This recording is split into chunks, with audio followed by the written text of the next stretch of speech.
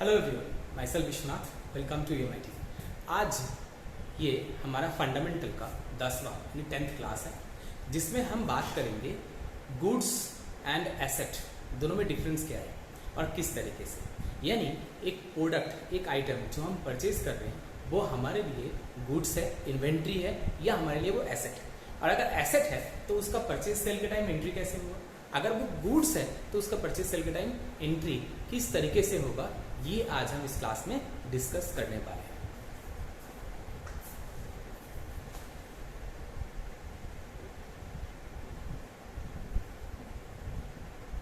इसको गुड्स की जगह इसका नाम हम चेंज करते हैं, आइटम और प्रोडक्ट करते हैं। एक आइटम या एक प्रोडक्ट। अब एक आइटम या प्रोडक्ट का मेनली यूज तो दो है, बट एक हम तीसरा भी और लेंगे। क्या? एक तो आपका अगर कोई आइटम या प्रोडक्ट हम परचेज कर रहे हैं लॉन्ग टर्म बिजनेस में यूज करने के लिए, लॉन्ग टर्म मतलब एक से ज्यादा पीरियड तक हम उसको बिजनेस में यूज करेंगे, तो कैसे?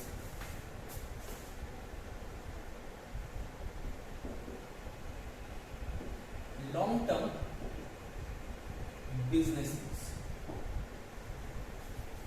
अगर लॉन्ग टर्म बिजनेस यूज के पर्पस में कोई आइटम या प्रोडक्ट हम परचेज करते हैं तो हम उसको बोलते हैं एसेट, यानी संपत्ति, कैपिटल एसेट या फिक्स्ड एसेट।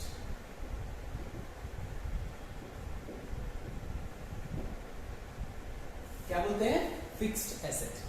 जैसे फर्नीचर, टेबल, मशीन, कंप्यूटर, ये सब जो मैं परचेज कर रहा हूँ मेरा खुद के बिजनेस के लिए ही परचेज कर रहा हूँ, बिजनेस पे यूज करने के लिए परचेज कर रहा हूँ, और बिजनेस में बाकी इनकम जनरेट करने के लिए ये संपत्ति मैं लंबे समय तक यूज करूंगा, तो मेरे लिए क्या हो जाएगा? वो संपत्ति हो जाएगा, फिक्स्ड एसेट बन जाएगा। वही पर वो अगर शॉर्ट टर्म यूज के लिए ला रहे हैं तो शॉर्ट टर्म यूज मतलब एक बार यूज करके खत्म हो जाएगा या एक ही पीरियड में खत्म हो जाएगा, तो हम उसको बोलेंगे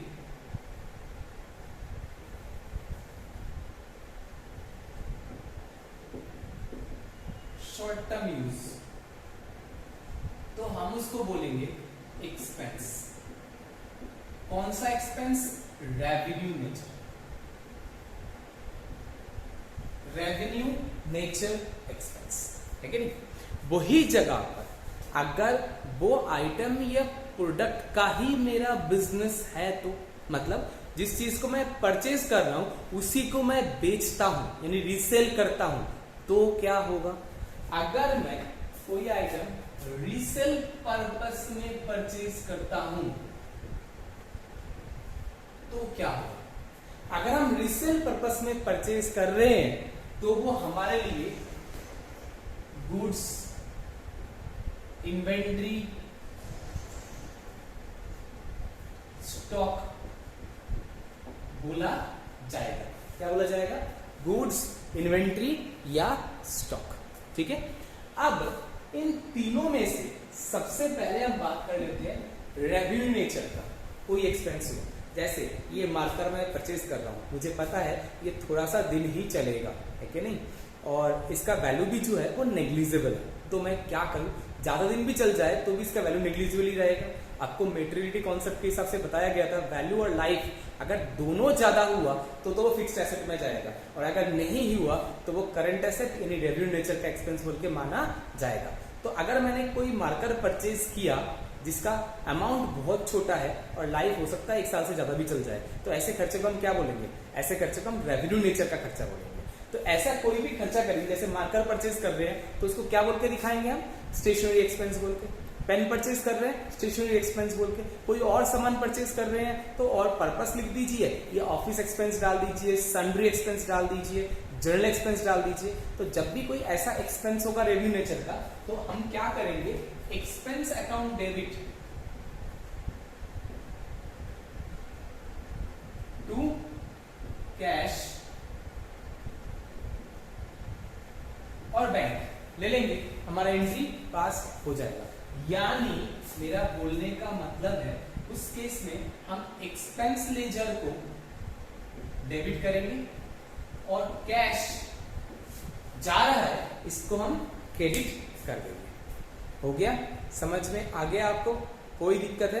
किसी को कोई प्रॉब्लम है? शायद नहीं है। अब अगर ये आपको समझ में आ गया तो इस हेड को मैं यहां से इरेज कर दूंगा, फिर बाकी हेड लेके हम बात करेंगे। बाकी हेड मतलब अगर फिक्स्ड एसेट हुआ तो, और दूसरा अगर स्टॉक हुआ यानी आपके लिए गुड्स या इन्वेंट्री हुआ तो कैसे होगा, अब हम उसको लेके बात करने वाले। तो चलो आगे बढ़ते हैं। इसको हम इरेज कर देते हैं, इसको हमने समझ लिया।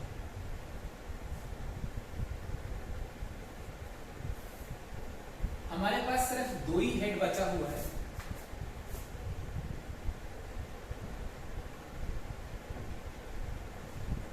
लॉन्ग टर्म यूज तो हमारे लिए fixed asset, short term use हम देख चुके हैं, इसको हम हटा देते हैं, ये हमारा हो चुका है। दूसरा, रीसेल पर्पस में अगर परचेज करते हैं तो वो हमारे लिए गुड्स और इन्वेंट्री बन जाए। अब अगर कोई फिक्स्ड एसेट परचेज हो रहा है या सेल हो रहा है तो हम उस केस में दो साइड क्या होगा, डेबिट किसको करेंगे, क्रेडिट किसको करेंगे। अब हम इसको लेके बात करने वाले हैं। ध्यान से देखिए, बहुत ही आसान है। अब इसका हम दो हेड बना लेते हैं। एक तरफ हम लिख देते हैं परचेज हुआ तो, यानी एसेट परचेज हुआ तो। दूसरी तरफ लिख देते हैं अगर वो सेल हुआ तो।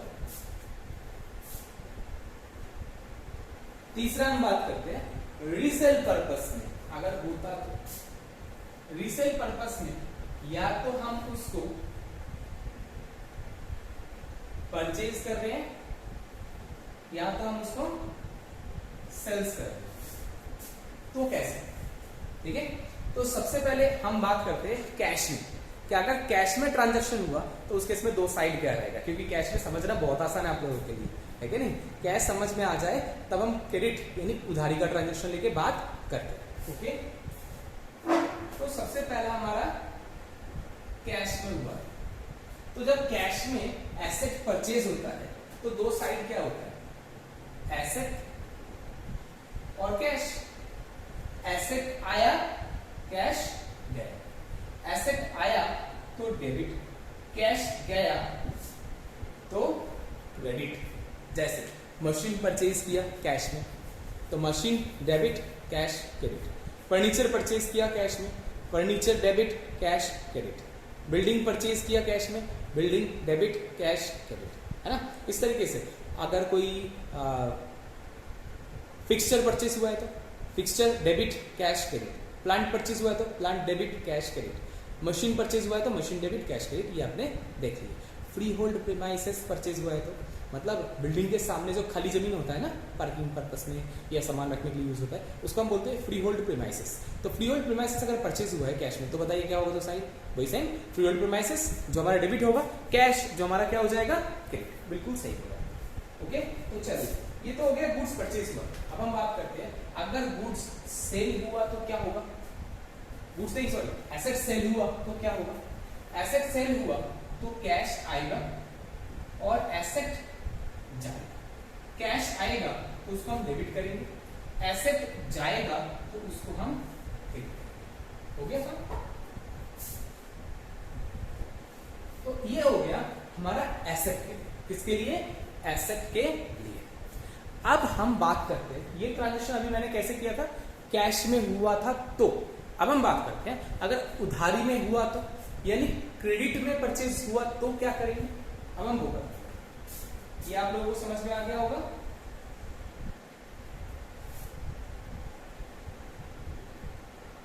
तो आते क्रेडिट, उधारी में परचेज।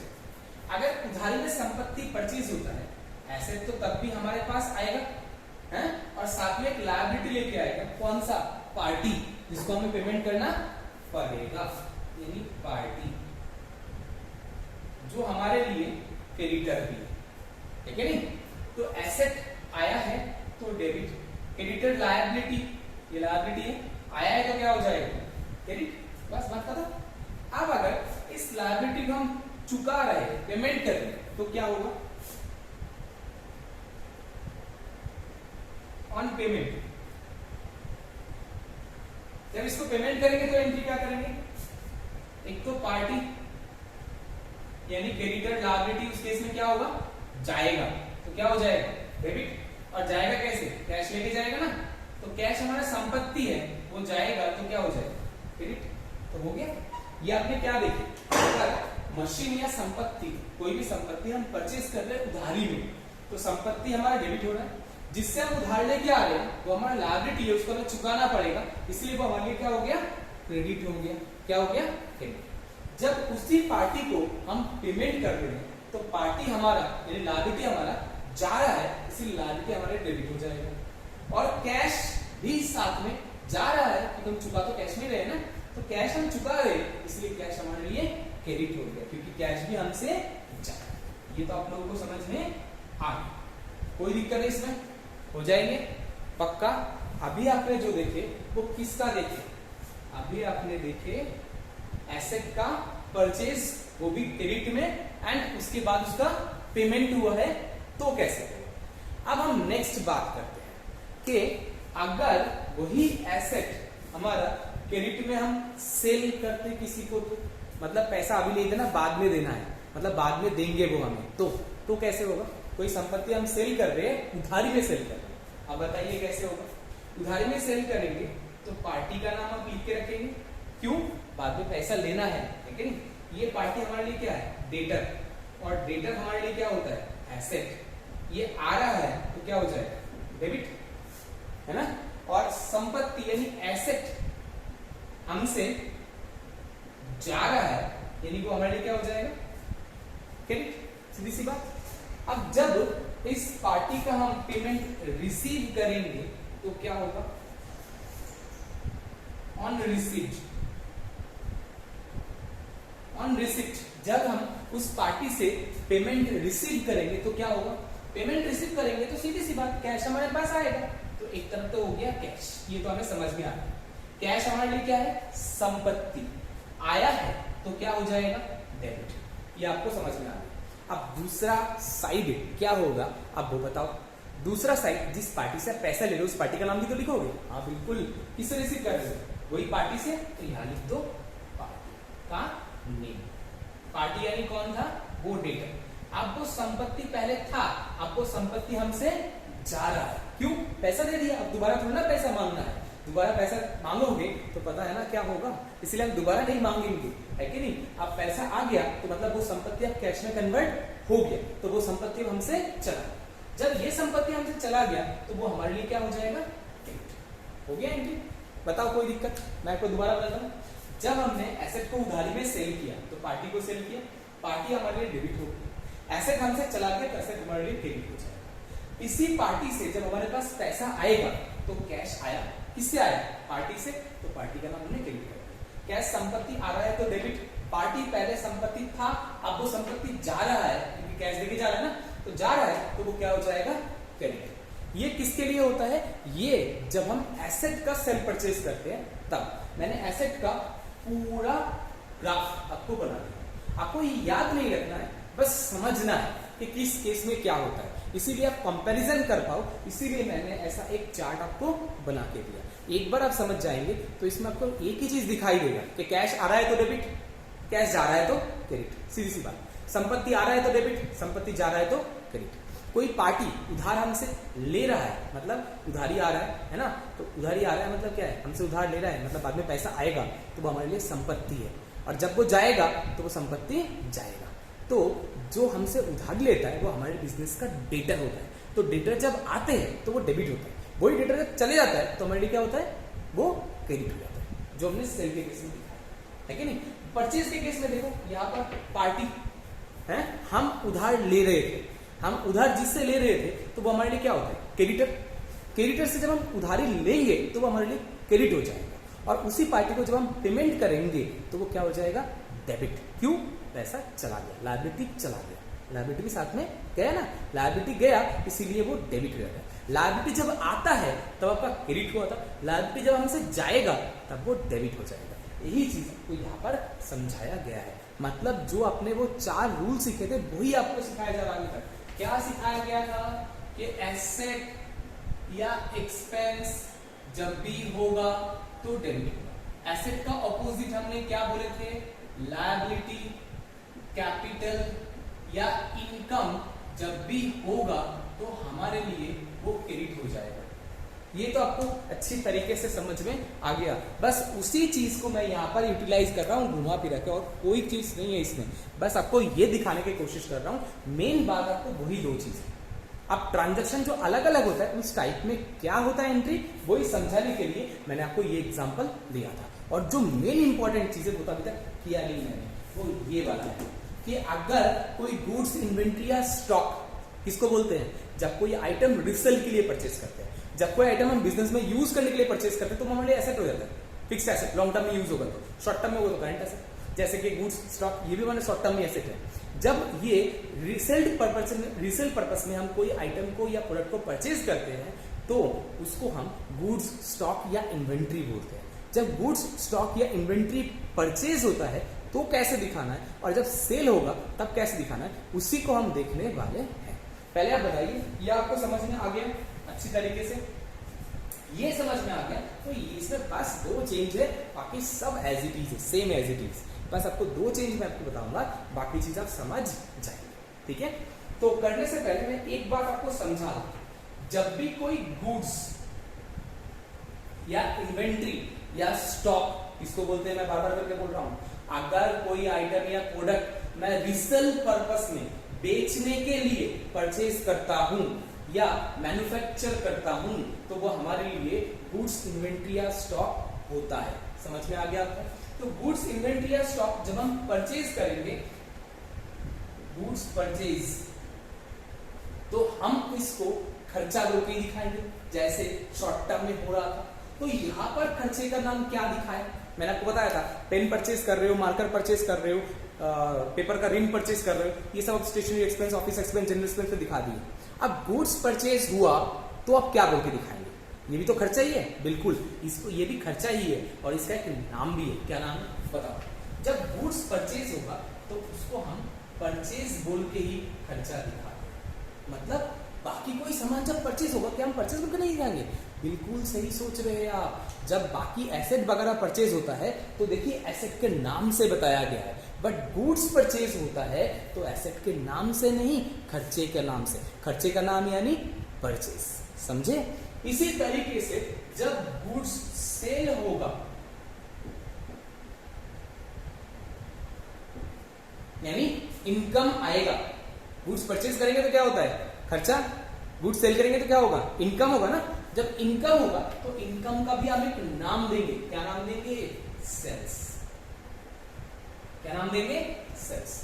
तो जब गुड्स परचेज होगा उसको हम एक नाम देंगे परचेज, जब गुड्स को हम सेल करेंगे तो उसका एक नाम देंगे सेल्स। समझे? बस परचेज हमारे लिए क्या है? एक्सपेंस है कि नहीं? चाहे हम संपत्ति परचेज है कुछ भी कर रहे हैं, एक्सपेंस तो है।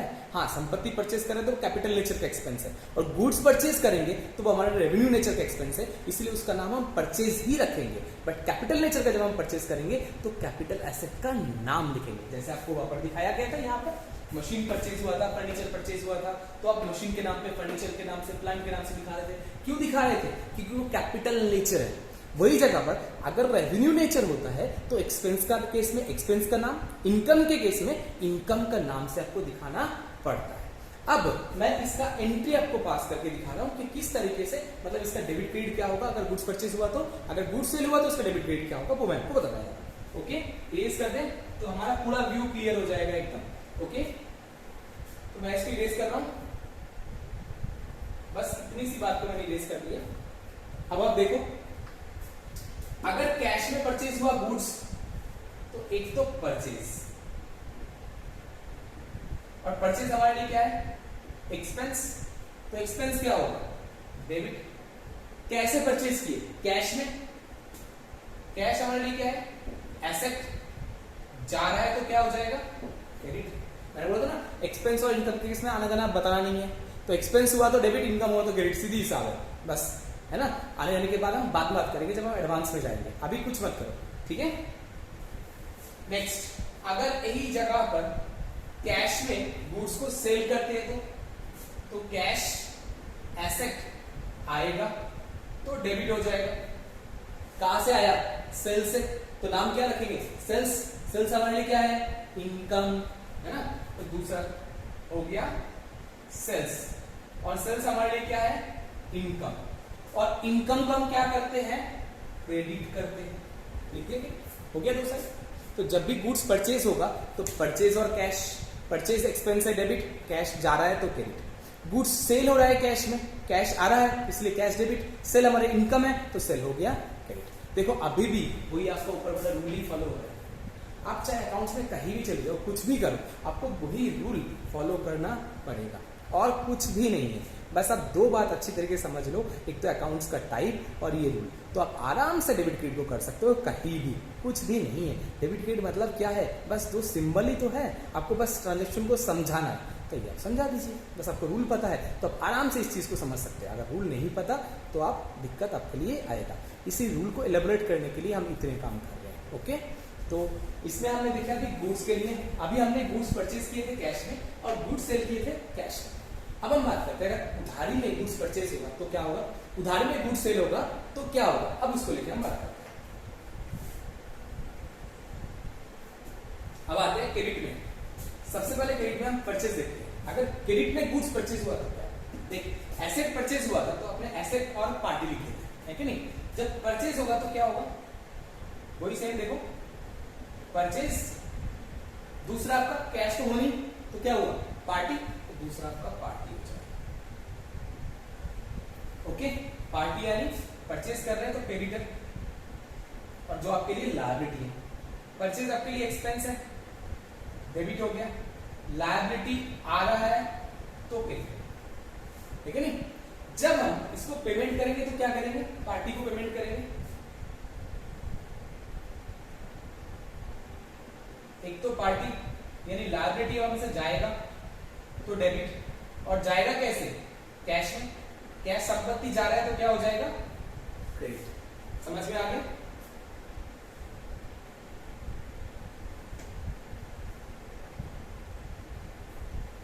ठीक है, तो क्रेडिट में आपने परचेज देख लिया अच्छी तरीके से।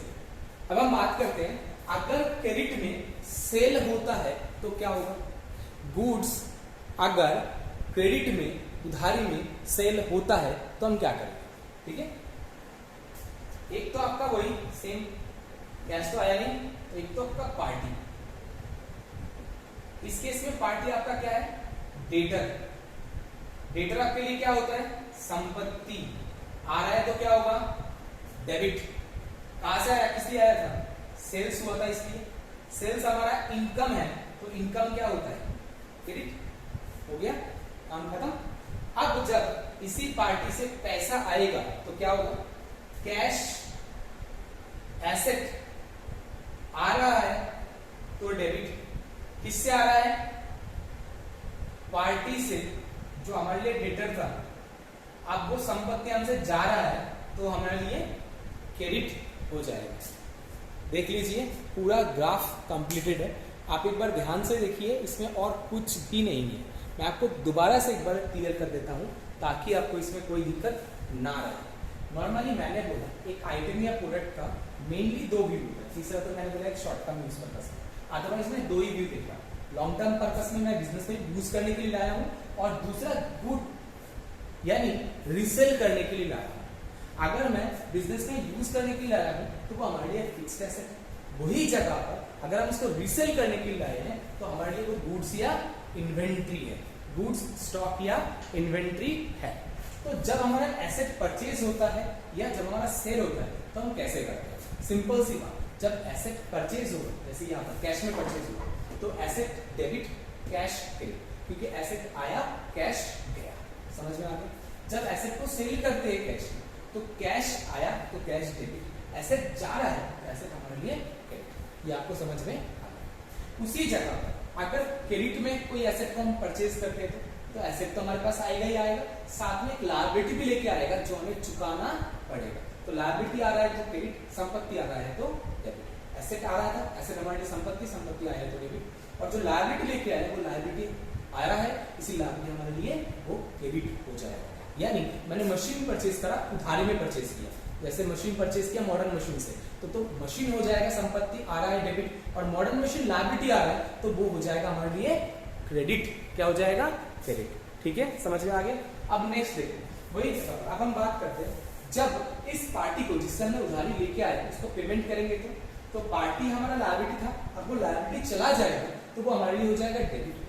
कैश संपत्ति हमसे जाएगा तो वो हो जाएगा क्रेडिट। यानी जैसे मॉडर्न मशीन को हमने कैश दे दिए, पेमेंट कर दिए, तो मॉडर्न मशीन हमारे लिए हो जाएगा डेबिट, कैश हमारे लिए हो जाएगा क्रेडिट। वो चीज आपको यहाँ पर बता। ठीक है, नेक्स्ट हम बात करते हैं, अगर उधारी में हम सेल करते हैं तो क्या होगा? पार्टी को सेल कर रहे, संपत्ति आ रहा है तो डेबिट, एसेट हमसे जा रहा है, सेल कर रहे हैं ना, एसेट हमसे जा रहा है, एसेट जा रहा है तो क्या हो जाएगा? क्रेडिट।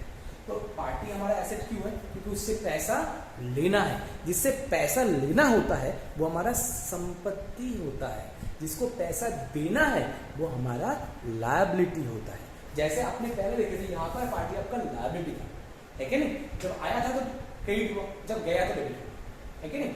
वही जगह पर यहाँ पर आपका पार्टी संपत्ति आ रहा है, क्यों? पैसा आएगा, जब उससे पैसा आ गया तो संपत्ति गया तो पार्टी चला गया, तो पार्टी को हमने क्रेडिट कर दिया, बट कैश तो आया था ना, इसलिए कैश संपत्ति आ रहा है तो कैश को हमने डेबिट कर दिया। एक संपत्ति आया, एक संपत्ति गया, तो यहाँ पर यही चीज आपको दिखाया गया है। ठीक है, तो ये था संपत्ति का पूरा डिटेल। अब हम बात कर लेते संपत्ति की जगह पर अगर गुड्स या इन्वेंट्री या स्टॉक हुआ तो किस तरीके से? देखो आप ध्यान से एक बार, जब हम गुड्स परचेज करते हैं, मैंने आपको बार बार करके बताया, जब गुड्स आप परचेज करेंगे तो उसका नाम नामिक हिसाब में दिखाएंगे, क्या बोल के? परचेज बोल के। जब हम गुड्स सेल करेंगे तो उस इनकम लेजर का नाम हम क्या बोल के दिखाएंगे? सेल्स बोल के, यानी सेल्स इनकम, है नहीं?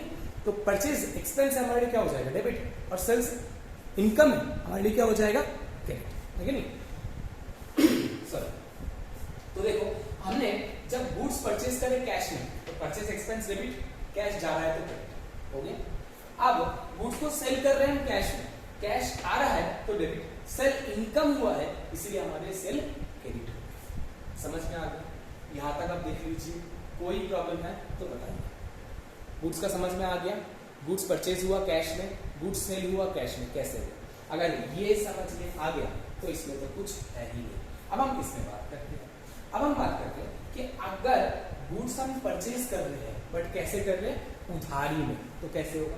गुड्स परचेज कर रहे हैं, परचेज हमारा एक्सपेंस है, तो परचेज एक्सपेंस है तो परचेज को हमने डेबिट कर दिया, और जिस पार्टी से परचेज कर रहे हैं वो पार्टी हमारे लिए क्या हो जाएगा? क्रेडिट। जैसे गुड्स परचेज फ्रॉम राम तो क्या हो जाएगा? परचेज अकाउंट डेबिट हो जाएगा और राम अकाउंट क्रेडिट हो जाएगा। क्यों?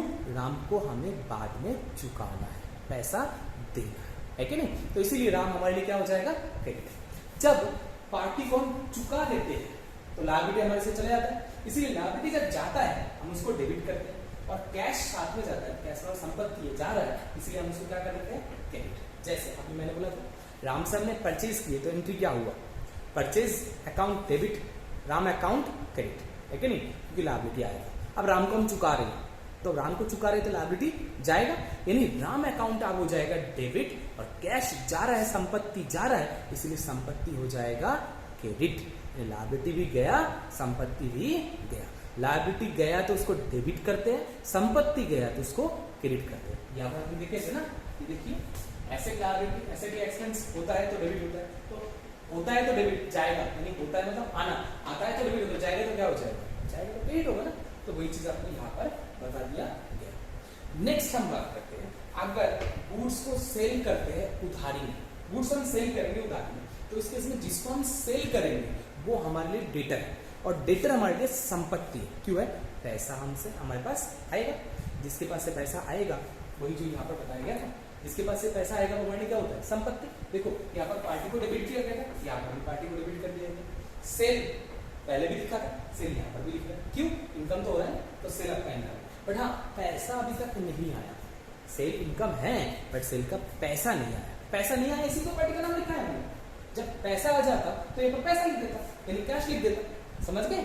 इसी कारण से सेम परचेज के टाइम में हमने पहले जब पैसा दे दिए थे तो कैश लिख दिए थे, जब पैसा नहीं दे पाए तो पार्टी का नाम लिख रखे, जब पार्टी को पैसा दिए तो पार्टी को कैश लिख दिया। तो पार्टी एक बार डेबिट एक बार क्रेडिट, पार्टी तो रह गया, तो रह गया क्या, purchase expense account debit to cash ही रह गया। बट बीच में पार्टी क्यों आया, बस वो उधारी में ट्रांजेक्शन हुआ था ना, इसीलिए पार्टी का नाम आया। तो इसी कारण से बोलते हैं जब भी उधारी का ट्रांजेक्शन होता है तभी हम पार्टी को मैनेज करते हैं, अगर कैश ट्रांजेक्शन है तो उस केस में हम पार्टी को मैनेज नहीं करेंगे। चलो आगे नेक्स्ट, अगर हमने किसी पार्टी को जब कैश चुका दिए तो क्या करें, कैश हमसे चला गया, कैश सॉरी सेल कर रहे थे, कैश आ रहा था, तो कैश आ रहा है तो हमारे डेबिट हो गया। पार्टी यानी जो संपत्ति पहले था अब वो संपत्ति गया, क्यों, पैसे दे दिया, अब वो पैसा आप दोबारा नहीं देगा, तो पैसा दे दिया और पार्टी चला गया, पैसा आया, पैसा डेबिट, पार्टी चला गया, तो पार्टी ये हो गया हमारा पूरा डिटेल। अगर कोई आइटम या प्रोडक्ट हमारा सेल परचेज होता है तो उसके रिगार्डिंग पूरा थ्योरी यहाँ पर कंप्लीट हो जाता है। अगर आप लोगों को इसके रिलेटेड कोई क्वेरी है तो आप डाउट सेशन में आके इसको पूछ सकते हैं। थैंक यू, जय हिंद। आज के लिए इतना ही।